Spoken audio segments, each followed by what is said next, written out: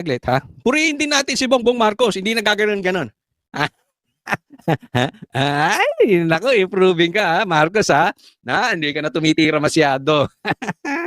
And the reason that is because the lady that you see talking on TV is not my sister. Nako! And that view is shared by our cousins, our friends. And hindi siya yan. Hindi siya yan. So that's why we worry. So we are very worried about her. Nako, Marcos, sabog ka na naman. Huwag kang lalabas sa press con ng sabog. So, sinasabi niya, yung Aimee daw na nagsalita sa INC rally, yung Aimee na nakikita natin ngayon, hindi raw si Aimee yun? Ay, ano yun? AI na naman? Ako yun, laos na yan pa AI nyo. Kahit sabihin mo, hindi ko sinakyan yung video mo na AI di umano. Hindi, ako, for my personal knowledge, hindi ko alam kung AI yun or hindi. Pero ngayon, wala na yun eh. Oh, irrelevant na yun. Kaya AI yun o hindi, adik ka, Bongbong Marcos. Dahil sabi ng kapatid mo. So ngayon, pinalalabas nitong si Bongbong Marcos, AI yun? AI. Laos na yan sinasabi mo. Or, sabog ka.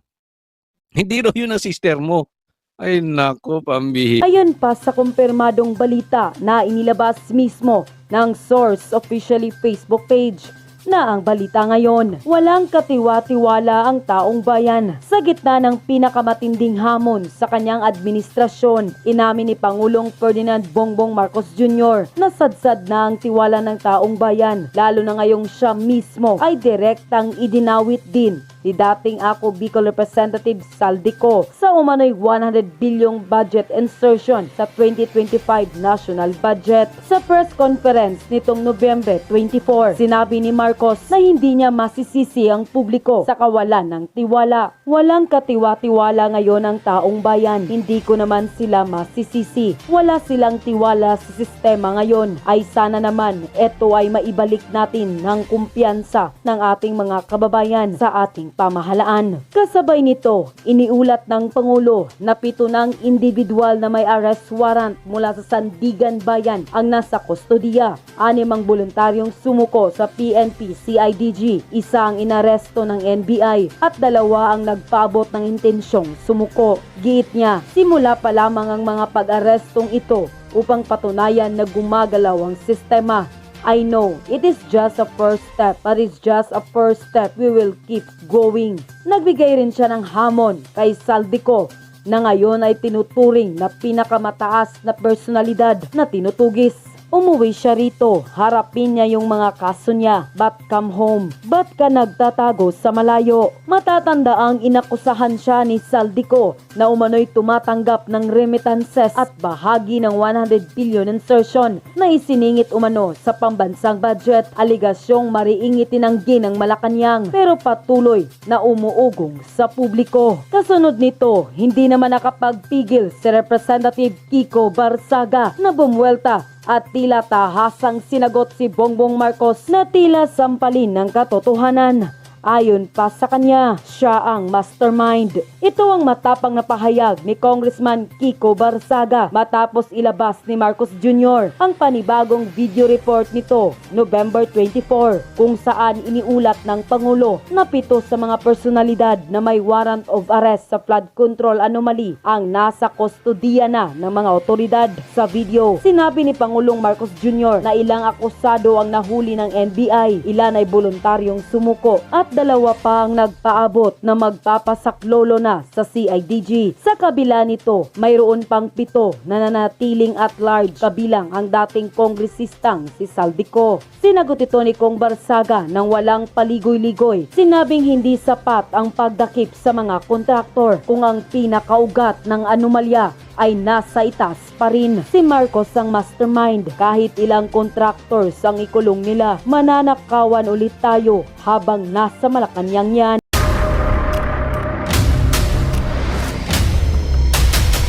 Bago tayo mag-umpisa, baka pwede nyong i-like ang video na to. Malaking bagay ang like sa aming mga content creators. Maraming salamat po.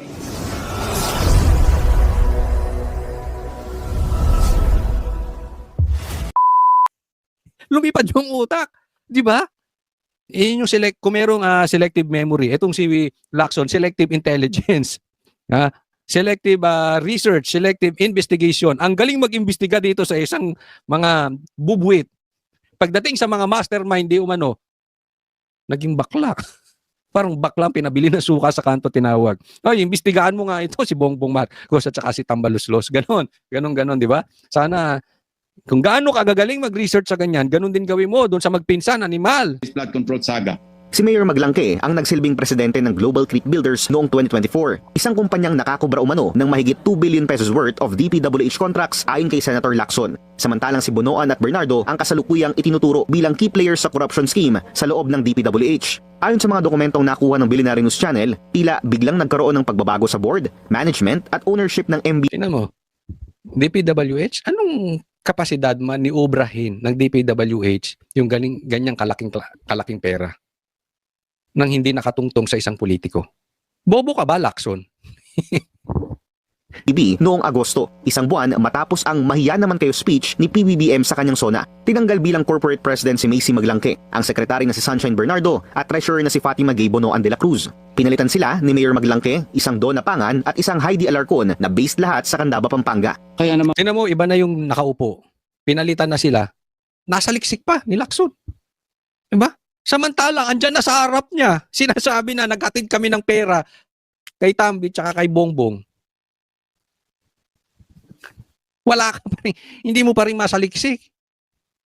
Bobo. ang palaging depensa ni dating DPWH Secretary Bonoan, isolated case lang daw ang Tapos, bibintangan nila ng bibintangan si Bonoan. Pero pinatakas nila. Di ba ganyan yung kay Saldi ko? Ayaw silang pauwiin. Tingnan nyo to ha. Pinagbibintangan ng pinagbibintangan si Bonoan. Tingnan nyo mabuti. Pero wala silang effort pauwiin si Bonoan. Pag si Bonoan nainis dahil binintang sa kanya lahat at nagsalita parang si Saldi ko, tapos hindi, saka kayo magkakandara pa, pauwiin yan. Di ba? Style nyo bulok. Ayaw nyo umuwi, sasabihan nyo wag umuwi, diyan ka lang. Kaming bahala sa'yo, alagaan ka namin. Gawin ka namin sakripisya lang, bantang namin sa'yo lahat. Tingnan nyo. Ba't di nyo pauwiin yan si Bonoan? Kung siya talaga yan, pauwiin nyo. Hanggat di nakakauwi yan, puwe kayo. Wala kayong kwenta lahat dyan. nakita ni Pangulong Bongbong Marcos sa Ghost Project sa Bulacan. Ayaw na siguro ni Bonoan na maungkat pa sa investigasyon ang Global Creek. Una nang inamin ni Mayor Maglangke sa Billionaire News Channel na siya ang may-ari ng Global Creek Builders na nakakubra ng bilyon-bilyong pisong kontrata sa iba't ibang parte ng bansa. Pero paninindigan niya, lahat daw ay completed, delivered at dumaan sa tamang proseso. Linaw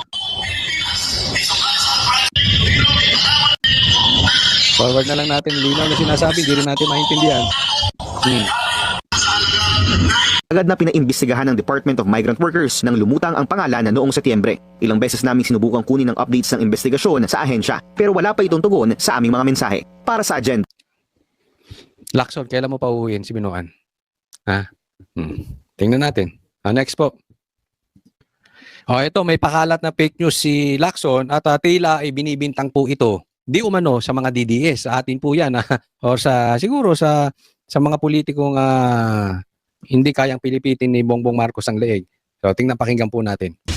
Mismong si Senate President Pro Tempore Ping Lacson ang nagkumpirma. May ilang grupong nagpaplano raw pabagsakin ng gobyerno sa pamamagitan ng isang civil-military junta. Not only information kasi may mga may message na short of confirming na meron talagang such move. Meron talagang obvious na moves na i-overthrow yung government. Wala siyang pinangalanan pero mula raw ito sa ilang retiradong militar at mga pulis. Inalok pa nga raw siya na umanib dito. Yes. Ako hindi naniniwala dito sa sinasabi niya.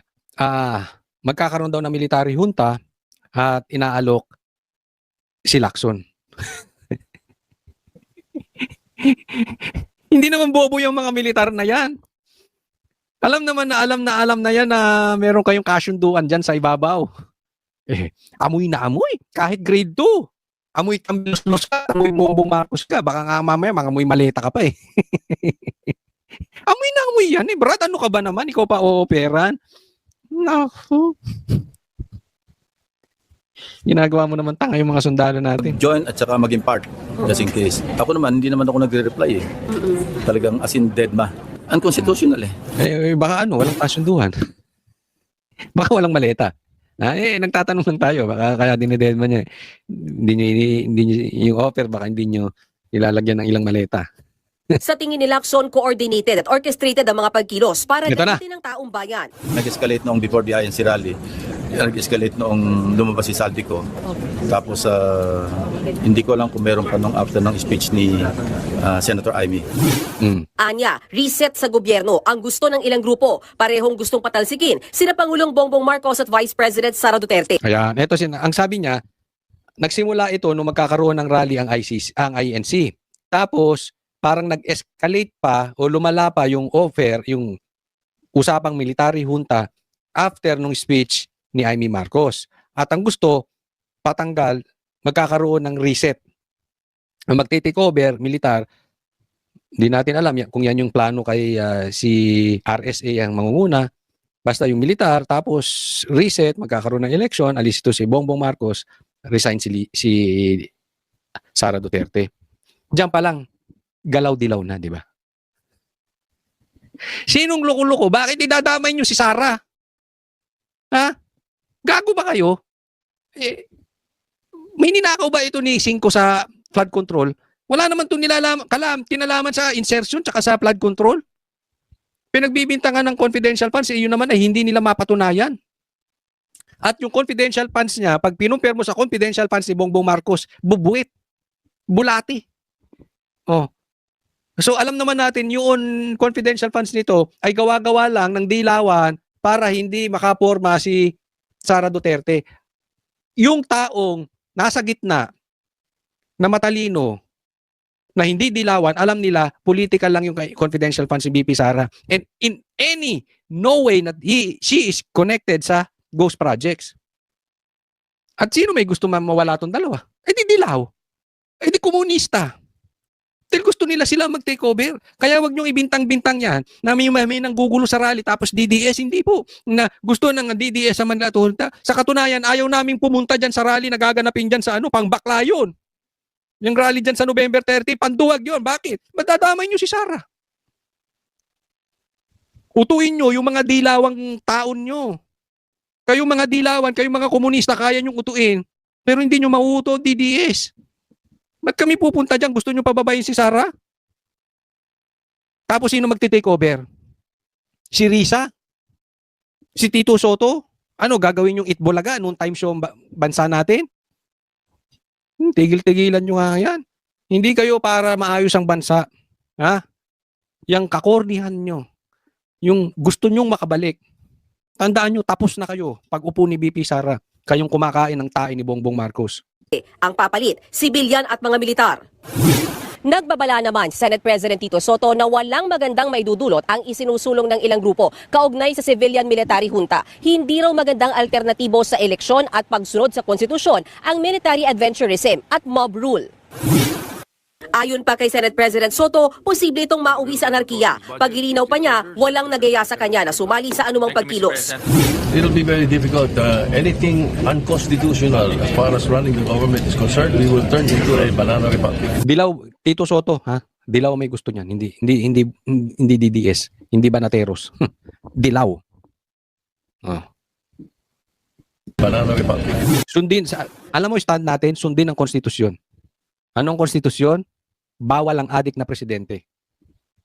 Naniniwala rin si Senator Erwin Tulfo na hindi makakakuha ng sapat na suporta ang nagsusulong ng civilian-military junta. Hindi raw pabor dito ang simbahan at civil society groups, di gaya noong People Power 1 at 2. Itinanggi naman ng United People's Initiative o UPI na sila ang nag-aalok ng civil-military junta kay Senator Lacson. Hindi po naangkop sa amin dahil kami po ay constitutional based. Wala pong katotohanan yun. Wala hong lumapit sa aming grupo. Hindi ako, naniniwala ako dyan.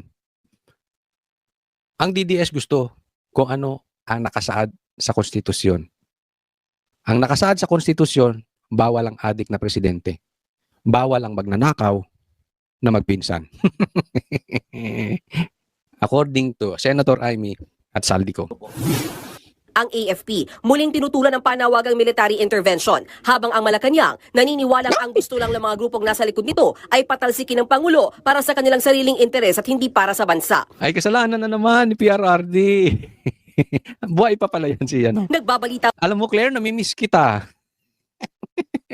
Namimiss niyo ba si Claire? Ito, tingnan po natin yung statement na to, ha?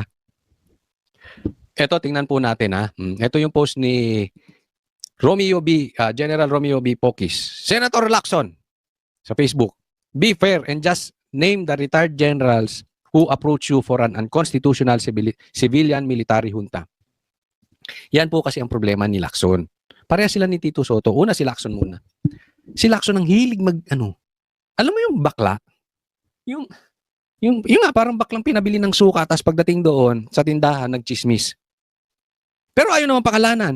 Alam mo yung blind item na chismis vlogger o blind item na artista vlogger or yung blind item, yung parang this is not to insult yung katulad nila, yung may mga mapa-blind item, di ba uso yan sa artista? Di ba? Ganyan-ganyan to si Lacson. Pangalanan mo. Para ka namang hindi naging chief of police, para ka namang hindi police Lacson. Para kang bakla talaga. Kasi this is not the first time.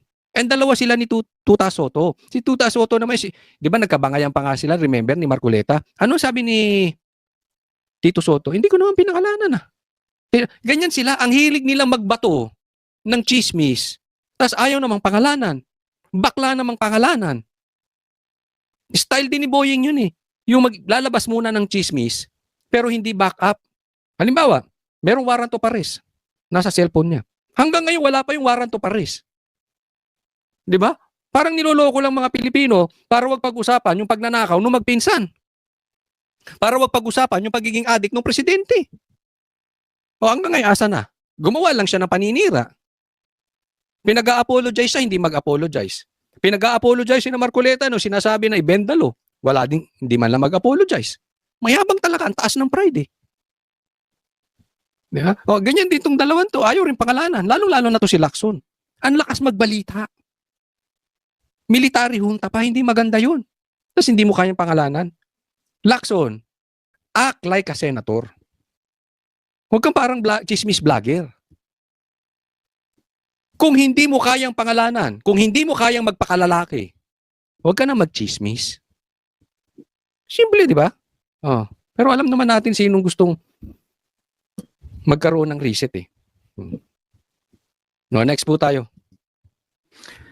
Eto, tanong ko lang tanong lang. Kasi ang dami nagsasabi, AI daw yung kay Saldico, payat daw siya dati, walang buhok, ngayon mahaba na buhok, tumaba na. Yung kay Bongbong Marcos na tumitira ng cocaine, AI daw. Alam mo, masyado nang nagiging excuse. Pagka meron silang nagagawang kapalpakan or tatama sa gobyerno, ang dating AI. So ako, nakita ko lang tong post na ito, tulungan ninyo ako, ha? Ako naman ay nagtatanong ng maayos. Ito bang picture ni Boying na ito ay AI din? Kasi issue nila doon, may buhok na si Saldico, tumaba. Ito rin naman, di ba? Tingnan nyo yung itsura ni Boying noon. Ang laki-laki ng katawan, malaman pa, may buhok pa, medyo maputi pa. Ngayon parang talagang parang dumayb sa putikan. Tapos nakalbo na. Parang nagdodroga na itsura. Hindi to nagdodroga, I'm sure hindi nagdodroga to. Pero yung itsura niya talagang umpak na Parang nagdodroga na. Diba? So, tanong AI dahil marami ring si Amy, sinasabi ni Bongbong Marcos na hindi yun yung kapatid ko. So, ibig sabihin, yung humarap sa 100,000 na INC rally, hindi yun ang kapatid niya. So, ano yung nakita ng mga taga-INC? Multo. Or video lang. Or clone ni Amy Marcos. Diba? AI, baka ganun, AI. Ito rin, maraming kapalpakang sinasabi. Kung titingnan mo, parang, ito ba ay gawain ng SOJ? Yung mga sinabi niya before na siya ay SOJ pa. Ito yung ginawa niyang desisyong ombudsman. Parang wala din sa ayos. Nakakita ka na ba ng ombudsman na sang-ayon sa Bendalo? Na walang humility na ayaw man lang mag-apologize kung tama o mali. Ayaw harapin ng katotohanan. Kasi nakakita na kayo ng ombudsman na mayroong warrant of arrest sa cellphone? Kaya nga ako yung napapatanong, nakita ko tong post na to. Ay, oo nga no. Baka AI din tong nagsasalita na ombudsman.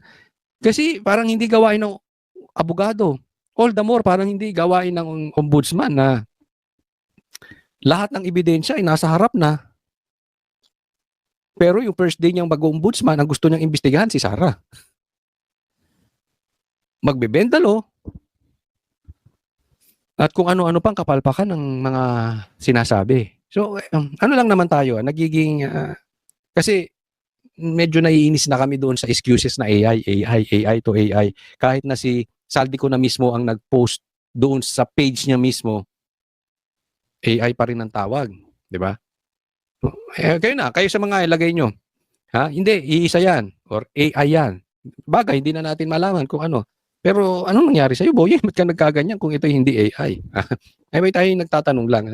Sana, hindi kasi tayo, concerned din tayo sa health ng isang tao. Dahil kung meron talagang sakit, dapat magpahinga muna. Dahil compromise po ang kanilang trabaho dito sa ating gobyerno. Sa aking pagkakaalam, hindi po pwedeng ganun. Diba? Dapat you are in good healthy condition to be a government official, lalo na yung public official ka na mataas ang rango mo. Diba? So, AI ba yan o hindi? May sakit ka bang malala na hindi? Kasi inamin naman niya may sakit siya. Pero, by the looks of it, it is serious.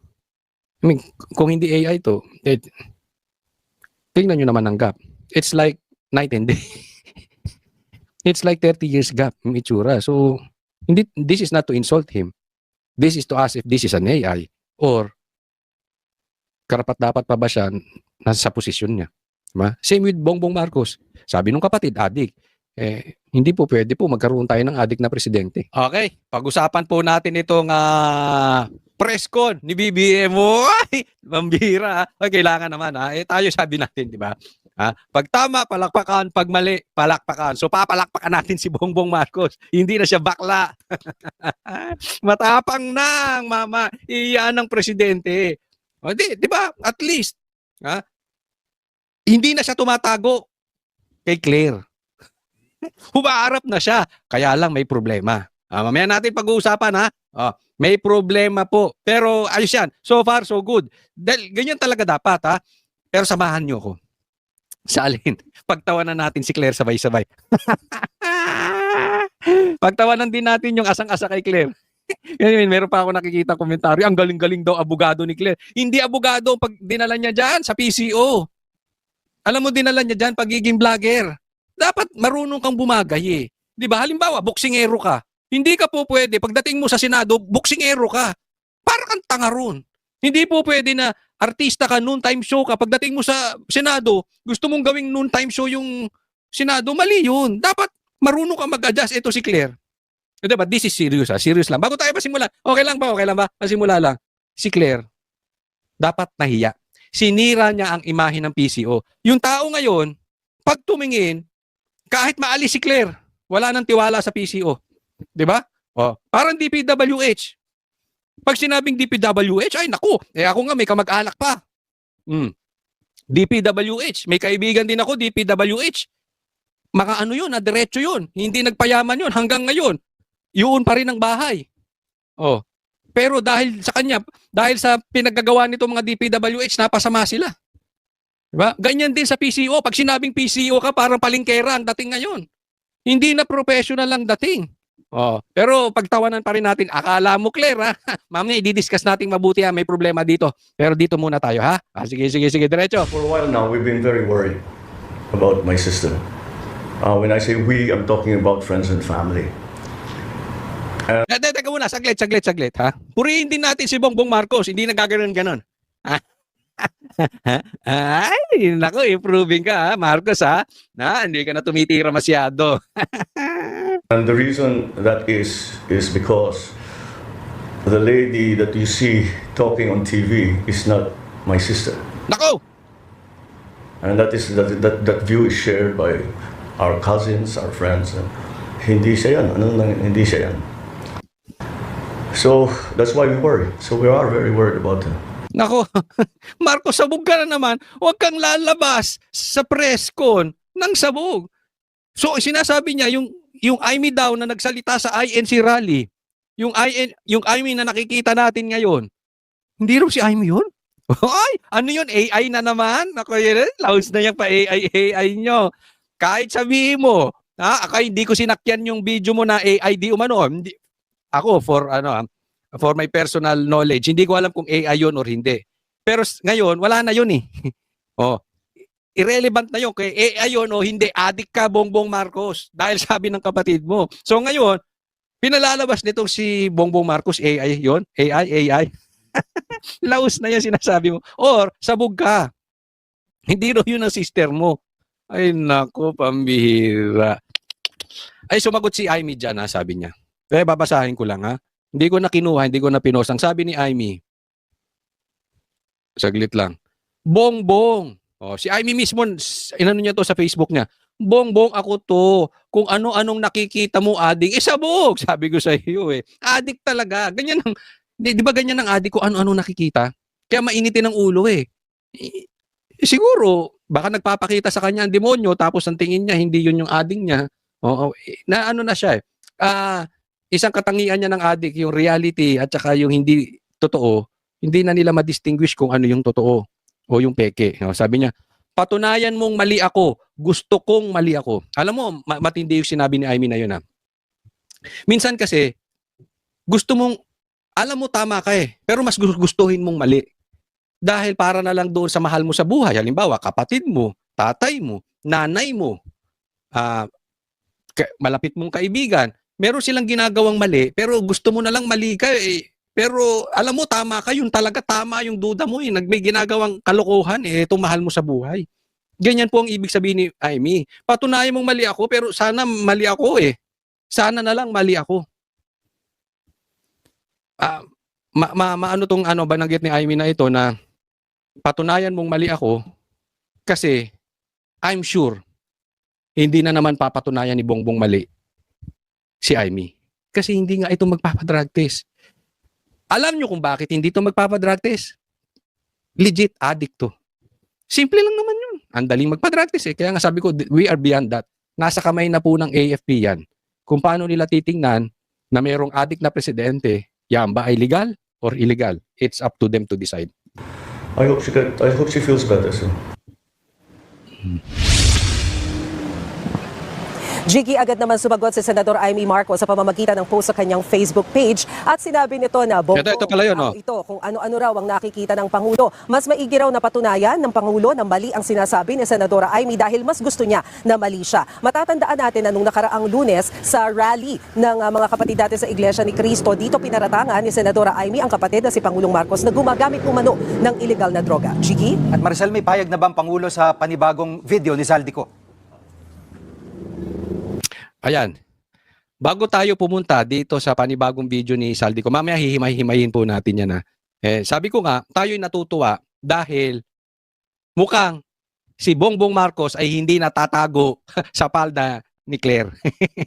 At tayo rin natutuwa, wala nang palingkera. For now, wala nang palingkera dyan sa PCO. Si Claire kasi masyadong naging mayabang Pumasok sa utak niya na malakas ako kay Bongbong Marcos. Ito tatandaan nyo. Sa mga nakadikit ni Bongbong Marcos, lahat kayo unstable. Pag kayo nakadikit sa adik, lahat yan unstable. Yung bang para kang nakatungtong sa unstable ground, para kang nakatungtong sa sinking sand, or para kang nakatayo sa bola. Kahit gaanong lakas mo, pag yung ground na sinasakyan mo, hindi stable, tutumba ka. Exactly ganyan nangyari kay Claire. Akala niya magaling siya, akala niya paborito siya, akala niya yung limelight lagi siya i-interview, akala niya bida siya. Hindi niya alam, nakasandal siya sa adik. Asan ka ngayon? Di ba? So, wala Yes, Jiggy, kanina ang sabi ng Pangulo, matagal na nating pinag-uusapan yung tungkol sa mga fake news. Pag tinignan ang kalidad ng mga pahayag ni Zaldico, ang sabi niya kahit naman daw sino pwedeng magbigay ng mga paratang online. Ang hamon niya kay Zaldico, bumalik siya dito sa Pilipinas at patunayan ang kanyang mga sinasabi. Pakinggan natin ang sinabi ni Pangulong Marcos. For it to mean something, umuwi siya dito. Harapin niya yung mga kaso niya. Kung meron siyang gusto sabihin sa Huwag ka masyadong gaganon, okay na eh. Ha, hindi ka na gumaganon, gumaganon ka naman. Medyo diretso mo yung labi. Diretso, try bang. pagkain niya, malalaman naman ng tao yan eh. Patunayan, ba't come home? Come home. Ba't ka nagtatago sa malayo? Ang punto dito ni Bongbong Marcos, hindi yang patunayan mo kasi pinapatunayan na eh. Yung video may pangalan eh. Detalyado, pati address. Ganun po katindi. Hindi yung suntok sa buwan na mga sinasabi. Pinapatunayan na niya, ayaw ni Bongbong Marcos umuwi ka rito. Gagawin niyo siyang terorista eh. Normal yun. Bongbong Marcos, gusto ko sabihin mo yan sa sarili mo. Pag nakaupo na si BP Sara, sabihin mo yan sa sarili mo, huwag kang tatakbo. Harapin mo yung kaso mo dito. Harapin mo yung kasong isasampa sa'yo. Harapin mo si BP Sara. Ikaw bakla ka eh. Pinatapon mo nga si PRRD dun eh. Tapos yung gustong umuwi, ayaw mong pauwiin. Yung ayaw umuwi, pinauuwi mo. Dahil exactly bakla ka. Duwag ka. Diba? Ba't hindi mo sabihin yan? Kaya nga antayin ko yan. Pag wala ka na sa posisyon, siyempre presidente ka eh. Ang tinuturo ni Saldico, magnanakaw ka. Suwapang ka. Gusto mo 1 billion a month. Habang naghihirap ang Pilipino, gusto mo, di umano 1 billion a month. Tapos uuwiin mo siya. Eh di siyempre, ano iisipin nun? Sabi nga niya, papatayin mo siya. And kinonfirm din niya ni BP Sara. Pati si BP Sara gusto niyong papatay. Tama o tama-tama? O, di ba siyempre? Kakarnihin nandito. Padala mo lang yan sa kulungan, pakarni doon, tapos na yan eh. Sasabihin, inatake. Di ba? O. Masisisi mo si Saldico, hindi. Ang gusto ko lang, yung sinasabi mong tapang, gawin mo pag hindi na ikaw ang presidente. Huwag kang tatakbo ha. Alam mo kung bakit? Tatandaan ko to. Sisingilin kita dyan. Pag ikaw na may kaso at hindi ka presidente, tumakbo ka araw-arawin kita. Sabi ko sa'yo. Tandaan mo yan. Ako, hindi ako nagtatago eh. Kung meron kang akusasyon sa akin, nandito ako. Paano presidente ka eh? Di ba? Yan ang sinasabi ko. Sasabihin ko rin yan, sinasabi mo, pag may kaso ka na at hindi ka presidente. Andito si Sara, harapin mo. Andito si PRRD, harapin mo. Tingnan natin. Because you are weak. Ngayon ka nga lang nakaharap sa pres eh. Ilang buwan ka o taon nakatago sa saya ni Claire. Baka huli mo na yan. Susunod, di ka na ulit magpa-pres eh. Bakit? Nagkalat ka eh. At saka ito problema niyan. Kung siya na talaga ang haharap sa pres at magtatapangan siya, okay yun, palakpakan natin. Pero tatandaan natin, ang droga, may urge yan. Pag nagdodroga ka, pag adik ka, lalo ka't lulong ka, gusto mong magdroga. Hindi mo kayang tatagal ng 1 linggo nang hindi ka nagdodroga. So anong ibig sabihin? Kung panay ka haharap, you are forced to stop drug use. Tama? May ano yan. May withdrawal yan. Mapupuna natin ang withdrawal symptoms niyan. Di ba? Possibly magkasakit pa yan. So, anong gagawin ni Bongbong Marcos? Either, pilitin niya na hindi magdroga, sana naman at magbagong buhay na siya, pero mahahalata sa TV, or, last niya na to. Last na to na press con. Aanap na naman siya ng isa na namang palingkera, or pababalikin niya si Claire para magtago siya. So, once in a while, titira siya, tapos merong mga araw, papalipasin yung araw para bumaba yung tama, habang nagsasalita sa kanya ibang tao. O, abangan ninyo. Ano doon ang gagawin niyan? Ako sa tingin ko, yung pangalawa. Kasi ang lulong sa droga, hindi basta-basta nakakaano yan. Hindi yan basta-basta kaya magbagong buhay. Unless there is divine intervention. Lagi ko sinasabi yan. Iba istorya. Pag ikay sinuko mo yung sarili mo sa Diyos. But kung habang nagmamalaki ka na feeling mo wala kang kasalanan, wala kang mali, and then you are in denial of your mistakes, hindi papasok yung divine intervention kasi ano ka eh, hindi ka in humility na mali yung ginagawa mo. So sa tingin ko lang, maghahanap to ng isa na namang palingkera o palingkero to speak in his behalf. Jiggy, tinanong din natin kanina ang Pangulo tungkol doon sa sinasabi ni dating Executive Secretary Lucas Bersamin na he was asked to resign. Sabi ng Pangulo, nagkausap na sila ng dating ES at wala silang bad blood. Ang paliwanag niya naman sa pagbibitiw ni Secretary Pangandaman bilang Budget Secretary, kailangan daw ito para maiwasan yung issue ng impluensya sa proseso. Kasabay niyan, ipinakilala ng Pangulo yung bagong transparency portal ng DPWH kung saan makikita ang lahat ng programa ng DPWH, kumpleto sa impormasyon at bukas sa publiko sakaling nais nila ng karagdagang impormasyon ukol dito. Jiggy? Yan ang ulat ni Maricel Alin. Yun, naniniwala kayo dun sa portal na yan. Tingnan nyo yung ICI. Anong nangyayari? Naimbestigahan bang maayos si Tambi? Naimbestigahan ba si Bongbong Marcos?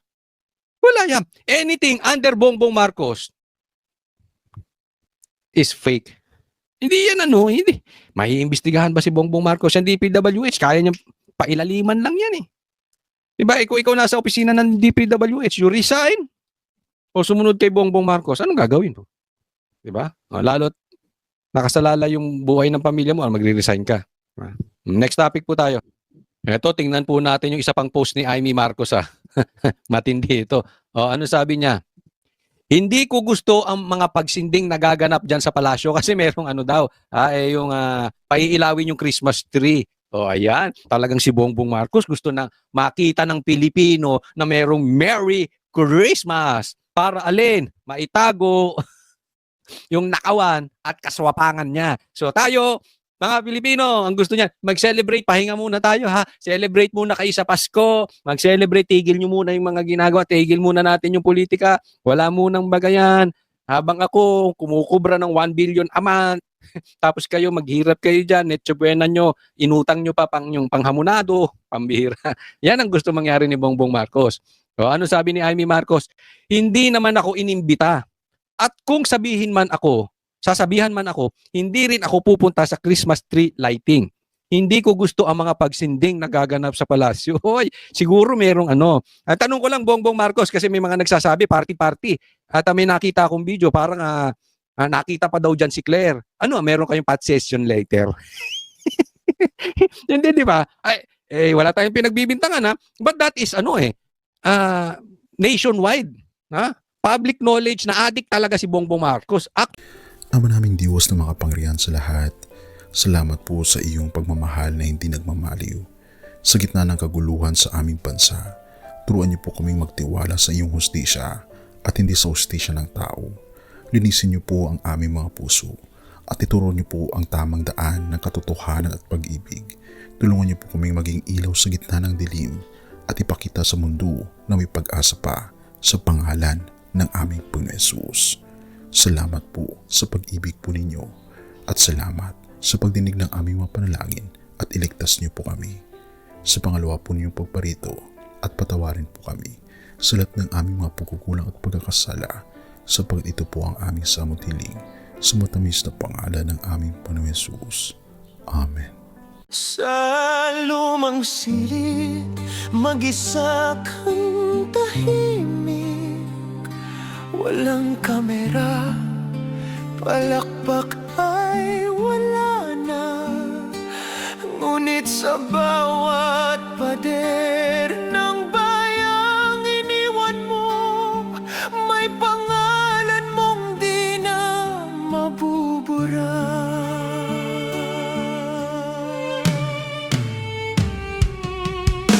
Minsan kang naging balikat ng mahihina, kalaban ng takot, kakampi ng asa. Di mo man laging nasabi ang tama, pinili mong ipaglaban ang madla. Hindi ka sakdal gaya naming lahat, pero tumindi ka nang walang pag-atras. At ngayong pagod ka na, tatay, kami naman ang sasalo ng bawat bigat.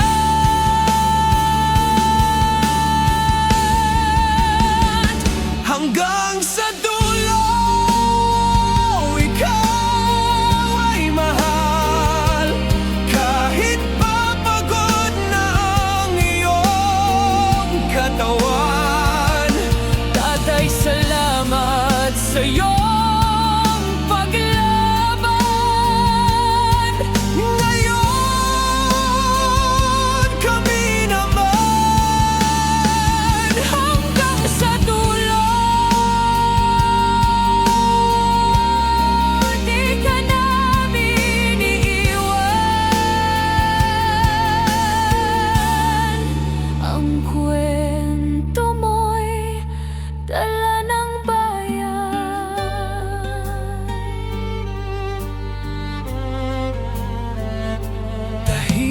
ka na sa mga batikos. Wala nang tugon, wala nang galit, pero sa mata ng mga maralita, naroon pa rin ang tapat mong alaala. Marami mang di nakaintindi, marami pa rin ang di nakakalimot. At ngayong wala ka ng kapangyarihan, tatay, ang magtatanggol sa'yo ay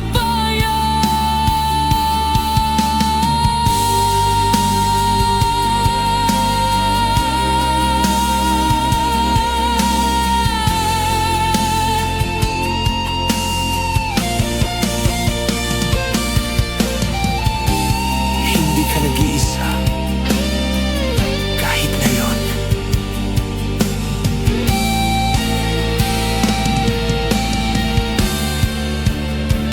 Hanggang sa dulo, tangan ka pa rin sa puso ng batang minsan mong pinagkain. Hanggang sa dulo, di ka nag-iisa.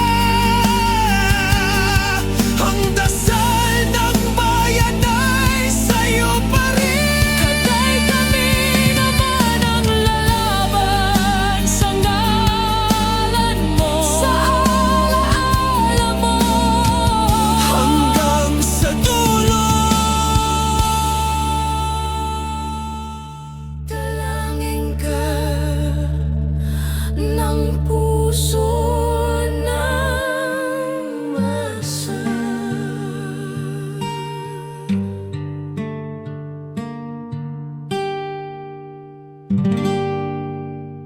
At yun na nga mga kababayan, ano na ang masasabi mo? Kung mayroon kayong hinaing at komento patungkol sa balitang ito, please comment down below. Pag-uusapan natin yan sa comment section. At kung nagustuhan nyo ang video, ay huwag kalimutang mag-like at i-share na din para mas marami pang makaalam at umabot ito sa marami sa ating mga kababayan. Maraming salamat po. Mabuti pa ang sardinas, may label. Eh tayo, wala. Oo nga pala. Nay, ito na yung bayad ko sa isa, ano? O, kunin mo yung isa. Isa muna, iyan, no? Tapos, isa pa, di ba? 4 dapat na sardinas, eh. O, yan. 3 na. Pang-4 na sardinas. O, okay na.